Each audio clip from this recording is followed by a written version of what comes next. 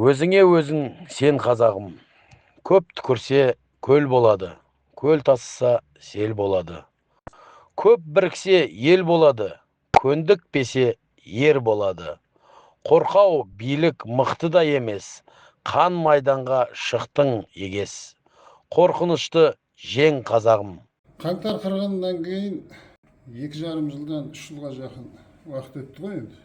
Ешқандай да жақсы жағына өзгеріс болған жоқ. Теріс жағына регресс өзгерістер болып жатыр.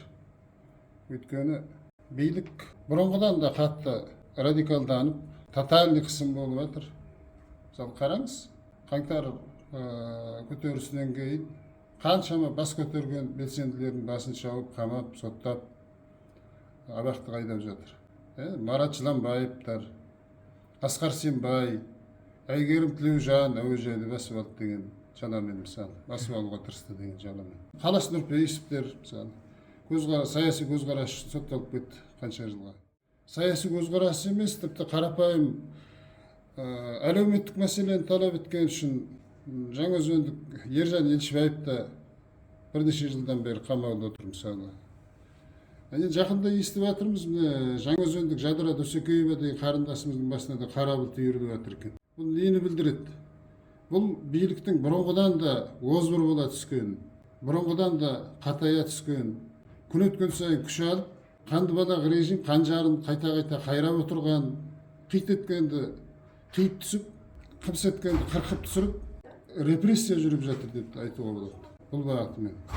Бұл бағытымен Қазақстанда ешқандай да болашақ жоқ, менің ойымша. Қазір бұл елде датыңды айтсаң далдалың шығарады, ақиқатты айтсаң абақты да шірейсің, шындықты қолдасаң шынжырдан босамайсың, азаттықты талап етсең атыласың, бостандықты талап етсең бұғауда боласың, теңдікті талап етсең тепкіге ұшырайсың. Сөйтіп отырып біз қалайша азат қоғамда өмір сүріп жатырмыз деп айта аламыз.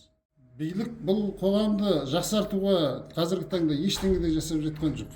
Біздің барлық капиталды бауырына басып алған биліктен қазаққа қайыр болмай тұр қазір.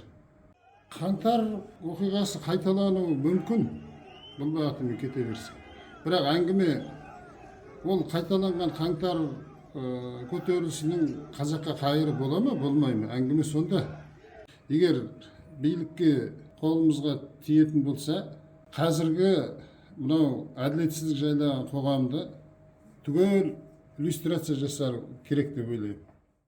Осы халқым жақсы жағдайда, бір жарқын болашақта өмір сүрсін дейтін азаматтарға қолына билік тиіп, әділеттік салтанат құратын қоғамда жүздесуге жазсын деп тілеймін. Не осы жолы ер боласың, не осы жолы жер боласың. Не мәңгілік кем боласың, не мәңгілік ел боласың. Өзге жұртпен тең боласың, өлмес халық сен боласың.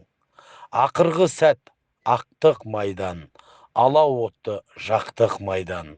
Алға қазақ, ал талашым.